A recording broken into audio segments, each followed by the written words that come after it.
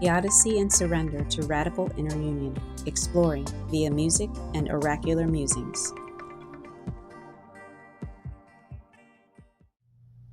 Hi, my name is Michelle, and thank you for joining me for Love Notes of Inner Alchemy. Today, I have a brief story before we get started.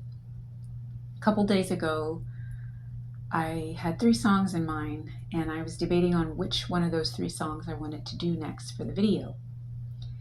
And so throughout the day, I was kind of going back and forth. And on my way home from work that day, I stopped at the grocery store to pick up dinner and was in there maybe 15 minutes tops. And while I was in there, one of the 3 songs began to play on the radio. So I was like, I see what you did there. So basically the song chose itself. And the song is by my first favorite female vocalist and artist, and that is Miss Sade. This song that we are reviewing today is The Sweetest Taboo, and I believe it came out in 1984. And I just want to talk about Miss Sade for a little bit. One of the reasons why she is one of my favorite artists is she has always had such a rich, deep, classy, just kind of right on the target in reference to the collaboration of her voice and the music and the beat and the band. It's just, if you are a Sade fan, you know what I'm talking about. So she is definitely one of my favorites. And I will just give a little intro into the angle I'll be going today with this song. Going to focus a little on the shadow today, our shadow aspects. Now, we have shadow aspects that can be just subconscious, and then there's some that are a little deeper that are in the unconscious, which are harder to detect.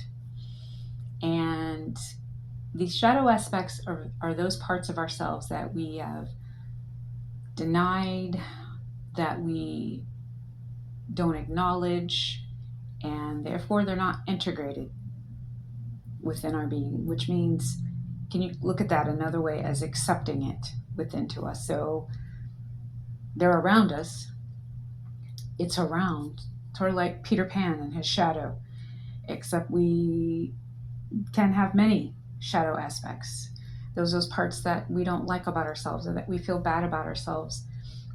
Some shadow parts that we've adopted due to maybe certain traumas and conditioning and programming that has us feeling that we're not enough and that those parts of us aren't acceptable. Sometimes there can be shame attached to our shadow aspects. However, the angle I'm taking with this song is obviously it's denoting a relationship. And sometimes how we can project those shadow aspects onto others, whether that be a romantic partnership or just other people, that acquaintances, friends, family that we engage with, and how those situations can tend to mirror back to us exactly where our shadow aspects are. So in keeping in the theme of this channel, my encouragement is to see those things for yourself, and not only just see them, but you're the only one that can accept those parts of yourself that you may currently not be accepting. And as we clean up our own areas of self-acceptance and self-love by acknowledging those aspects of ourselves that we would rather just deny, we will have less external situations mirroring it back to us. if we can just acknowledge them ourselves. I don't want to get too deep into that because some of that may require professional therapists to move through some of those pieces. However, just the base of what I'm mentioning with the shadow aspects. So with that in mind, I'm going to go ahead and start the song.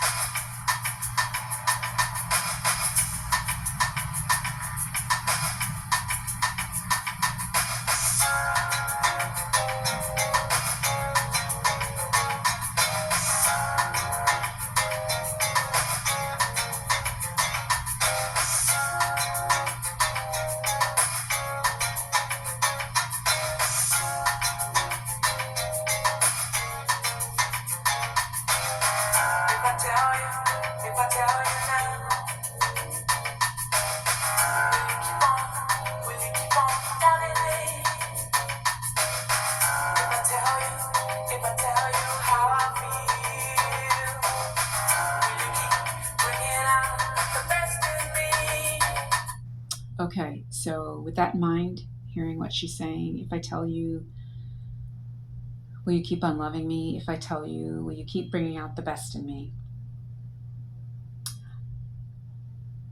Observe that as if that conversation is coming to you from your shadow aspects. And those parts of you asking you for your self-acceptance.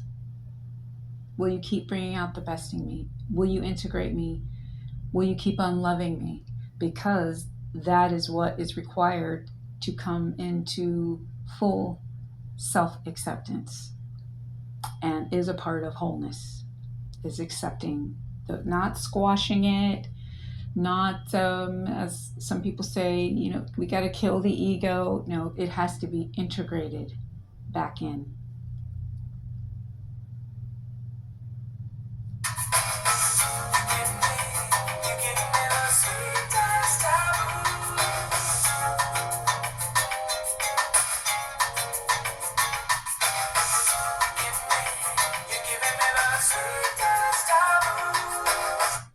Okay, so what's the taboo? A taboo can be something that's strictly prohibited, that is can be considered unlawful, something that is collectively agreed upon that's wrong, not acceptable, unacceptable. And again, those align with those shadow aspects of ourselves that we deny. That's not me, that's not my problem. And it's taboo because it's like those things aren't okay. Having those thoughts, feelings aren't acceptable. And whether that's coming from external sources, societal, other people, they're only not acceptable because we haven't accepted them about ourselves. And that's what makes it a taboo. But it's you or I who define what that taboo is.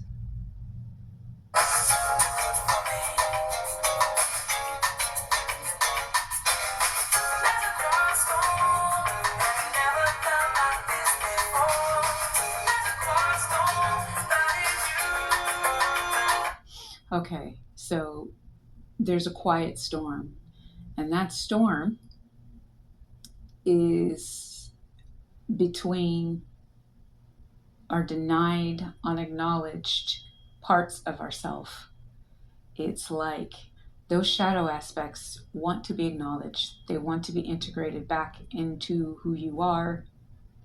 And the storm that is brewing is the friction and the energy that is maybe fought between those spaces of trying to keep it at bay, keep it not seen. But we all know those aspects generally come out sideways somehow in a negative way in our own lives or affect other people in our lives. We're projecting onto other people. And so that storm can only be calmed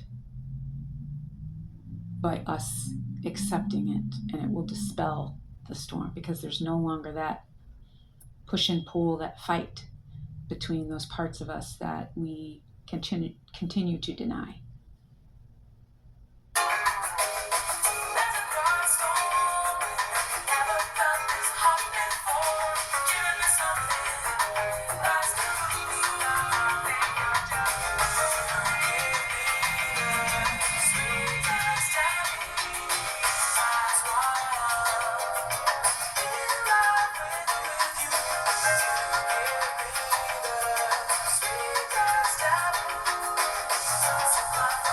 Okay, that's why I'm in love with you. You give me the sweetest taboo. Because the sweetness comes from the fact that it is a part of you. And the part where she says, sometimes I think you're just too good for me. And that's a projection. That's us. That's a part of the shadow being projected on the shadow, which creates a fragmentation of us by continually denying and pushing it away. So again, it's about receiving those parts and having the self-awareness to see where we're continually denying parts of ourselves, and to bring those pieces back into the innate authenticity and sweetness of who we are.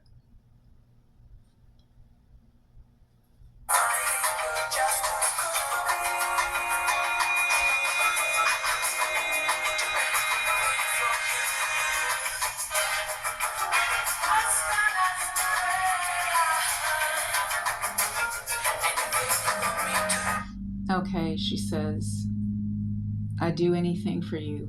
I'd stand out in the rain. Because the shadow aspects are the parts that take the brunt of everything. It takes all our non-acceptance, all our denial, and it holds those parts for us until we're ready, when and if we're ready to receive them. It's taking the brunt. And so, yeah, in a sense, it's standing out in the rain, and they want to come home. Those parts of us want to come home.